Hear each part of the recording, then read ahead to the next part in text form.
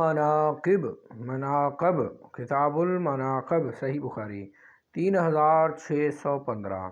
حضرت برا بن عازب رضی اللہ تعالیٰ سے روایت ہے، انہوں نے کہا حضرت ابو بکر رضی اللہ تعالیٰ عنہ میرے والد کے گھر تشریف لائے اور ان سے ایک کجاوا خریدا۔ پھر انہوں نے میرے والد محترم حضرت عازب سے فرمایا اپنے بیٹے کو میرے ساتھ بھیجو کہ وہ اسے اٹھائے، وہ کہتے ہیں کہ میں نے ان کے ہمراہ کجاوا اٹھایا۔ جب میرے ابو ان سے ان کی قیمت لینے گئے تو ان سے میرے والد نے کہا ابو بکر مجھے بتائیں، جب آپ رسول اللہ صلی اللہ علیہ وسلم کے ہمراہ ہجرت کر کے گئے تھے تو تمہارے ساتھ کیا بیتی تھی؟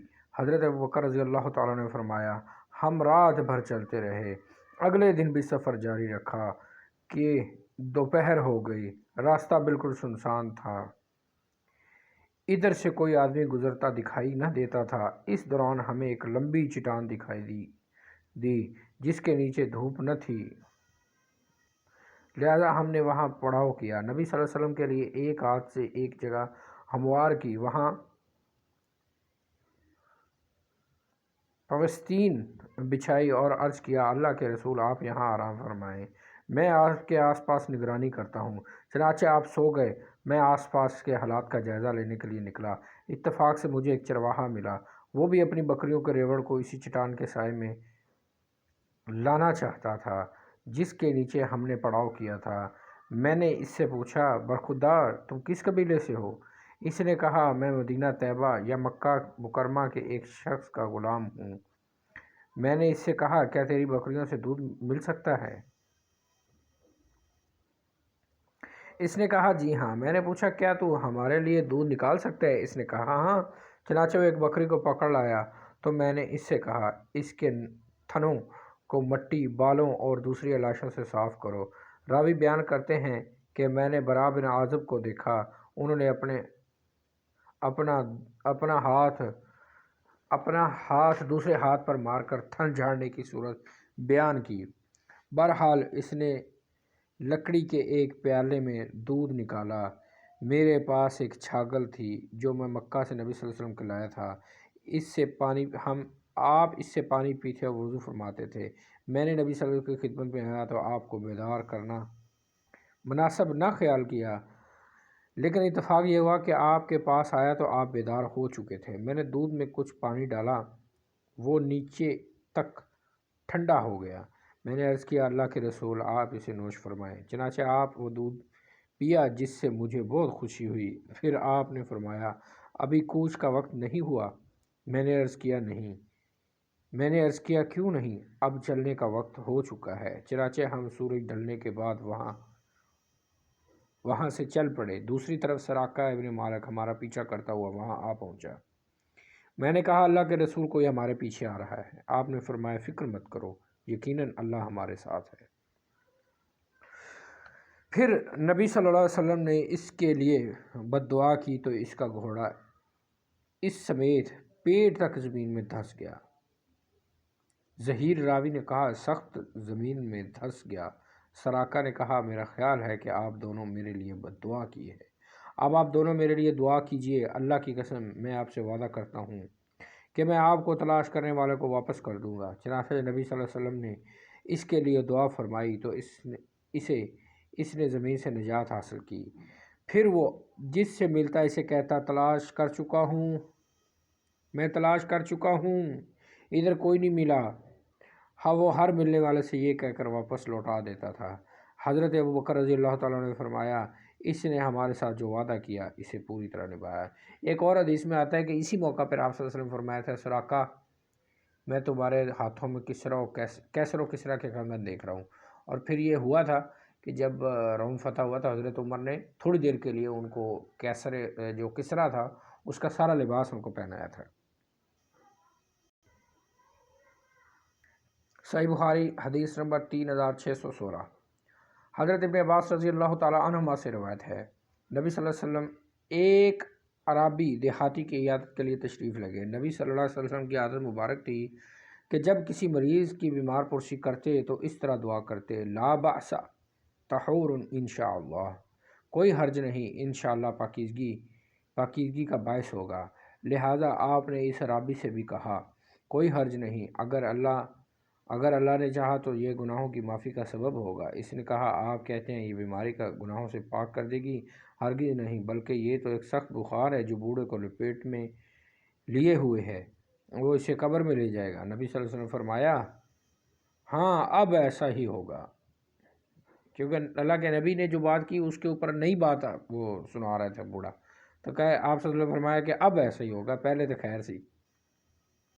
حضرت انس رضی اللہ تعالیٰ عنہ سے روایت ہے، انہوں نے فرمایا ایک نصرانی عیسائی شخص نے مسلمان ہو کر سورہ بقرہ اور آل عمران پڑھ لی، پھر نبی صلی اللہ علیہ وسلم کے لیے وحی کی کتابت کرنے لگا۔ اس کے بعد وہ پھر نصرانی ہو گیا اور کہنے لگا محمد صلی اللہ علیہ وسلم تو صرف وہ کچھ جانتے ہیں جو میں ان کے لیے لکھ دیا ہے۔ چنانچہ اللہ نے اسے موت دے دی تو لوگوں نے اسے دفن کر دیا۔ جب صبح ہوئی تو لوگوں نے دیکھا زمین نے اس کی لاش باہر پھینک دی ہے۔ لوگوں نے کہا یہ تو محمد صلی اللہ علیہ وسلم اور اس کے ساتھیوں کا کام ہے، کیونکہ اس کے پاس سے بھاگ آیا تھا۔ پھر انہوں نے اسے قبر میں رکھ دیا، بہت گہرائی میں دفن کیا، مگر صبح کو زمین نے اسے پھر نکال دیا۔ اس پر لوگوں نے یہی کہا یہ تو محمد صلی اللہ علیہ وسلم کے ساتھیوں کے پھر انہوں نے ہمارے ساتھی کو قبر ہی اکھاڑ دی کہ کوئی اس کے پاس سے بھاگ آیا تھا۔ انہوں نے اس کی قبر پھر زیادہ گہری کھودی جتنا کہ اس کے بس تھا، لیکن صبح کے وقت اس کی لاش پھر زمین نے باہر پھینک دی۔ تب لوگوں نے یقین کیا کہ یہ آدمیوں کی طرف سے نہیں ہے بلکہ اللہ کی طرف سے ہے، لہٰذا انہوں نے اس کو اسی طرح پھینک دیا۔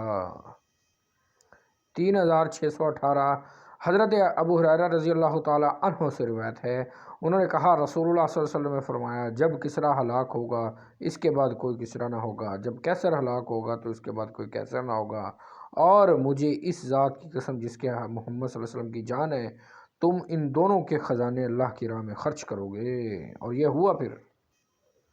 3619 حضرت جابر بن سمرہ رضی اللہ تعالیٰ عنہ سے روایت ہے، وہ اسے رسول اللہ صلی اللہ علیہ وسلم سے بیان کرتے ہیں، آپ نے فرمایا جب کسریٰ ہلاک ہوگا تو پھر اس کے بعد کوئی کسریٰ نہ ہوگا، جب قیصر مرے گا تو اس کے بعد کوئی قیصر نہ ہوگا۔ آپ نے یہ بھی فرمایا ان دونوں کے خزانے اللہ کی راہ میں خرچ کیے جائیں گے۔ 3620 حضرت ابن عباس رضی اللہ تعالیٰ عنہما سے روایت ہے، انہوں نے کہا نبی صلی اللہ علیہ وسلم کے زمان میں مسلمہ کذاب آیا اور کہنے لگا اگر محمد صلی اللہ علیہ وسلم اپنے بعد خلافت میرے لیے مقرر کر دیں تو میں آپ کی پیروی کر لیتا ہوں۔ اور وہ اپنی قوم کے بہت سے آدمیوں کو لے کر آیا تھا۔ رسول اللہ صلی اللہ علیہ وسلم اس کے پاس تشریف لے گئے۔ جب آپ کے ہمراہ حضرت ثابت بن قیس بن شماس رضی اللہ تعالیٰ عنہ تھے، آپ کے ہاتھ میں کھجور کی ایک شاخ کا ایک ٹکڑا تھا، یہاں تک کہ آپ مسلمہ اور اس کے ساتھیوں کے پاس آ کر ٹھہر گئے اور فرمایا اگر تو مجھ سے شاخ کا یہ ٹکڑا بھی مانگے تو بھی میں تجھے یہ بھی نہیں دوں گا، اور اللہ تعالیٰ نے جو تیرے حق میں فیصلہ کر رکھا ہے تو اس سے آگے بڑھ نہیں سکتا۔ اگر تو نے میری اطاعت سے روگردانی کی تو اللہ تعالیٰ تجھے ہلاک کرے گا، اور میں تجھے وہی شخص خیال کرتا ہوں جو میں خواب میں دکھایا گیا ہوں۔ اب وہ خواب کیا ہے جو آپ صلی اللہ علیہ وسلم کہہ رہے ہیں کہ میں تمہیں وہی خیال کرتا ہوں جو خواب میں دکھایا۔ 3621 مجھے حضرت ابو ہریرہ رضی اللہ تعالیٰ نے خبر دی کہ رسول اللہ صلی اللہ علیہ وسلم نے فرمایا ایک دفعہ میں سو رہا تھا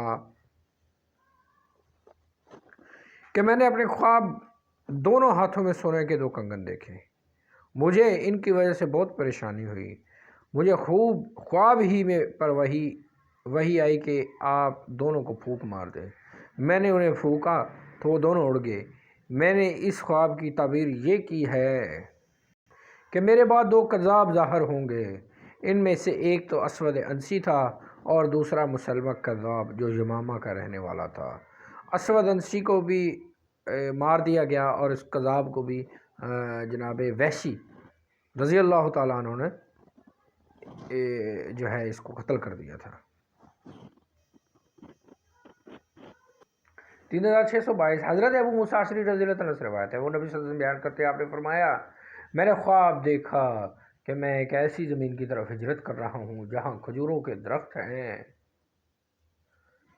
میرا خیال اس طرف گیا کہ وہ یمامہ یا ہجر ہے، لیکن وہ مدینہ یثرب تھا، اور میں نے خواب یہ بھی دیکھا کہ میں نے تلوار کو حرکت دی تو اس کا اگلا حصہ ٹوٹ گیا، اور یہ وہ مصیبت تھی جو غزوہ احد میں مسلمانوں کی درپیش آئی۔ پھر میں نے اسے دوبارہ حرکت دی تو پہلے سے بھی زیادہ خوبصورت ہو گئی۔ یہ فتح اور ایمان کا اجتماع تھا، اور جو اللہ تعالیٰ نے ہمیں عطا فرمائے۔ نیز میں نے خواب میں ایک گائے بھی دیکھی، یہ اللہ تعالیٰ کی وہ خیر ہے جو احد کی لڑائی میں مسلمانوں کو حاصل ہوئی۔ گائے سے مراد اہل ایمان اور خیر سے مراد بھلائی تھی جو اللہ تعالیٰ اس کے بعد لے آیا، اور سچا بدلہ تو وہ ہے جو اللہ تعالیٰ نے ہمیں بدر کی لڑائی کے بعد عطا فرمایا تھا۔ 3623 حضرت عائشہ رضی اللہ تعالیٰ عنہا سے روایت ہے، انہوں نے فرمایا سیدہ فاطمہ رضی اللہ تعالیٰ عنہ چلتی ہوئی تشریف لائیں، گویا ان کی چال نبی صلی اللہ علیہ وسلم کی چال جیسی تھی۔ نبی صلی اللہ علیہ وسلم انہیں دیکھ کر فرمایا میری بیٹی کا آنا مبارک ہو۔ پھر آپ نے انہیں اپنی دائیں یا بائیں جانب بٹھا لیا، اس کے بعد ان سے آہستہ آہستہ گفتگو فرمائی تو وہ رو پڑی۔ میں نے ان سے پوچھا تم کیوں روتی ہو؟ پھر آپ صلی اللہ علیہ وسلم سے کوئی راز کی بات کی تو وہ ہنس پڑی۔ میں نے کہا میں نے آج جیسا دن کبھی نہیں دیکھا جس میں خوشی اور غم زیادہ قریب ہو۔ چنانچہ میں نے حضرت فاطمہ رضی اللہ عنہ سے آپ صلی اللہ علیہ وسلم کی گفتگو کے متعلق پوچھا تو انہوں نے کہا رسول اللہ صلی اللہ علیہ وسلم کا راز افشا نہیں کر سکتی۔ جب نبی صلی اللہ علیہ وسلم وفات پا گئے تو میں نے ان سے پوچھا۔ حضرت جبریل علیہ السلام ہر سال میرے پاس ایک مرتبہ قرآن کا دور کرتے تھے، البتہ اس سال 2 مرتبہ دور کیا۔ میرے خیال کے مطابق میری موت قریب آ چکی ہے، اور یقیناً تم میرے گھر والوں میں سب سے پہلے میرے ساتھ ملاقات کرو گی۔ تو میں رونے لگی۔ پھر آپ نے فرمایا کیا تمہیں پسند نہیں کہ تم جنت کی عورتوں اور اہل ایمان کی عورتوں کے سردار ہو؟ اس وجہ سے میں ہنس پڑی۔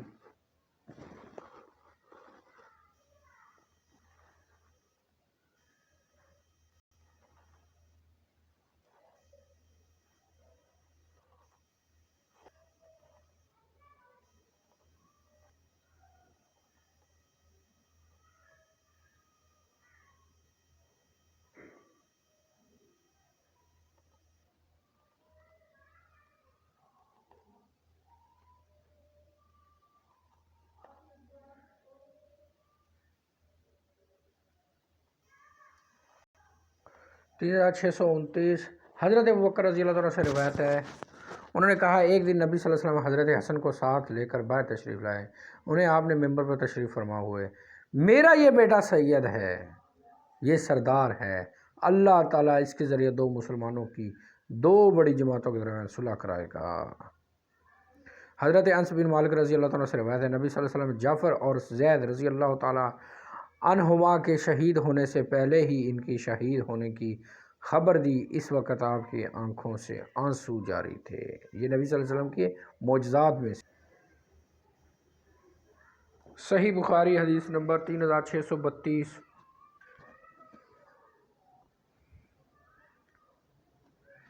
حضرت عبداللہ بن مسعود رضی اللہ تعالیٰ سے روایت ہے، انہوں نے فرمایا حضرت سعد بن معاذ عمرہ کرنے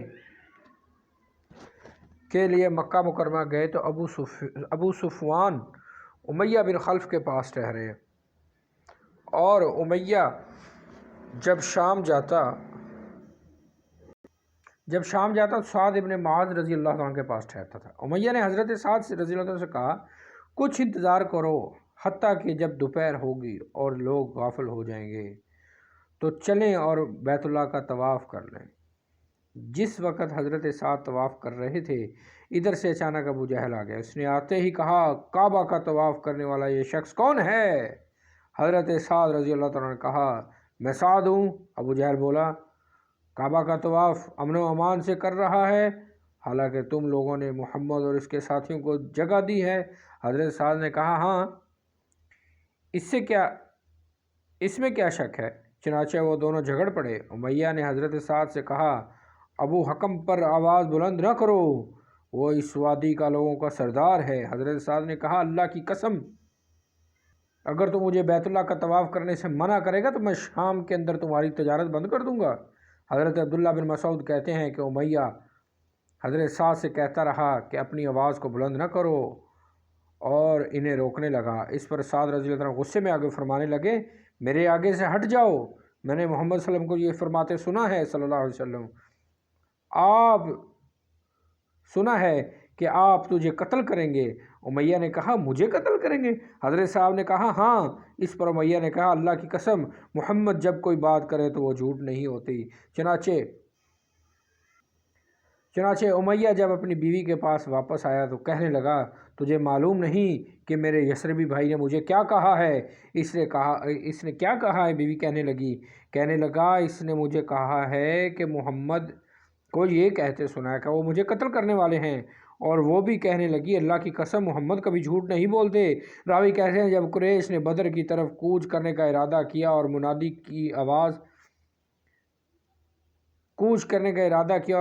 کی آواز بلند ہوئی تو امیہ کی بیوی کہنے لگی تجھے وہ بات یاد نہیں جو یثربی بھائی نے کہی تھی؟ چنانچہ امیہ ساتھ نہ جانے کا عزم کر لیا تو ابو جہل نے کہا آپ مکہ میں بڑے لوگوں میں سے ہیں، 1-2 دن کے لیے ہمارے ساتھ چلو پھر واپس آ جانا۔ وہ ان کے ہمراہ چلا تو اللہ تعالیٰ نے اسے موت کے گھاٹ اتار دیا۔ 3633 حضرت ابو عثمان سے روایت ہے، انہوں نے کہا مجھے یہ خبر پہنچی کہ حضرت جبریل علیہ السلام نبی صلی اللہ علیہ وسلم کی خدمت میں آئے، جبکہ آپ کے پاس ام سلمہ بھی موجود تھیں۔ حضرت جبریل علیہ السلام نے آپ صلی اللہ علیہ وسلم گفتگو کی، پھر اٹھ کر چلے گئے۔ نبی صلی اللہ علیہ وسلم نے حضرت ام سلمہ سے فرمایا یہ کون تھے؟ حضرت ام سلمہ کہنے لگیں یہ حضرت دہیہ کلبی رضی اللہ تعالیٰ عنہ تھے۔ ام سلمہ فرماتی ہیں اللہ کی قسم میں نے اسے دہیہ ہی خیال کیا تھا، حتیٰ کہ میں نے نبی صلی اللہ علیہ وسلم کا خطبہ سنا کہ وہ جبریل علیہ السلام کے آنے کا ذکر فرما رہے تھے۔ راوی کہتے ہیں کہ میں نے ابو عثمان سے پوچھا آپ نے یہ واقعہ کس سے سنا ہے؟ تو انہوں نے کہا میں نے یہ واقعہ حضرت اسامہ بن زید ہی سے سنا ہے۔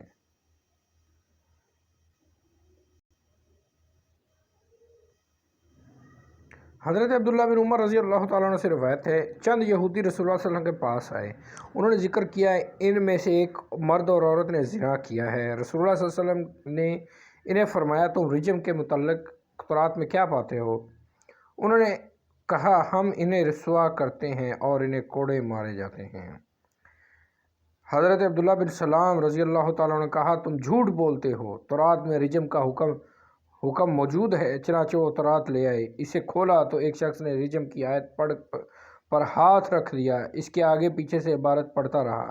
حضرت عبداللہ بن سلام رضی اللہ تعالیٰ عنہ نے کہا اسے کہا ہاتھ اٹھاؤ، اس نے اپنا ہاتھ اٹھایا تو وہاں آیت رجم موجود تھی۔ رجم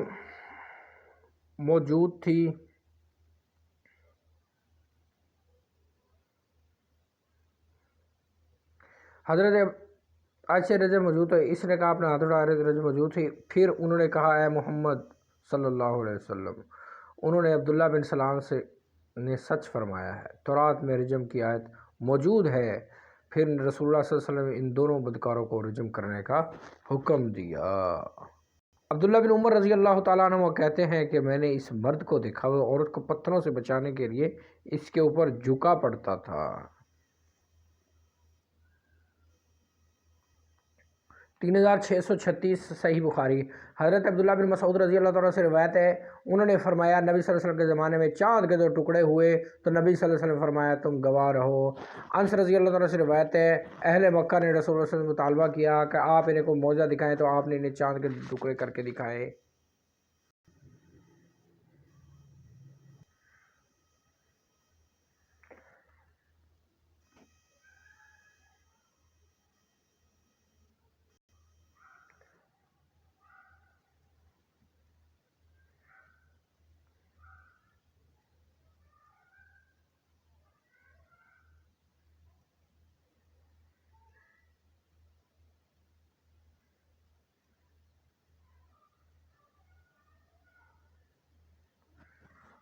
یہاں پہ اس حدیث میں تجارت کا ایک اصول دیا جا رہا ہے کہ 3642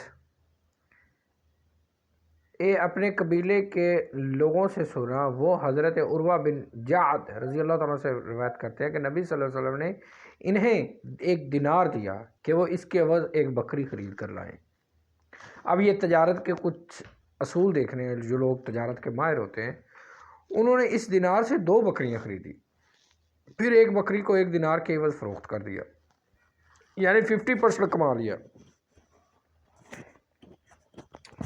یعنی 50% انہوں نے کما لیا۔ اور مثال کے طور پہ اگر کسی بندے نے 5 روپے کی چیز خریدی ہے، وہ 10 کی اگر مارکیٹ میں بیچتا ہے تو اس میں کوئی مذائقہ نہیں ہے، تجارت ہے۔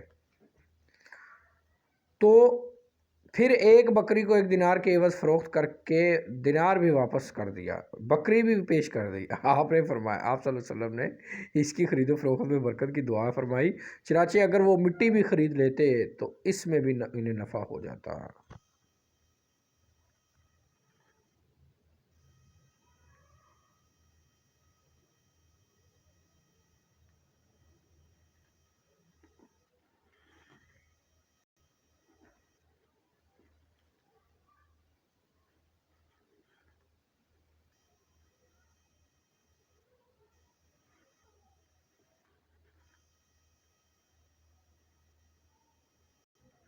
صحیح بخاری حدیث نمبر 3647، اینڈ آف کتاب المناقب، اینڈ آف کتاب المناقب۔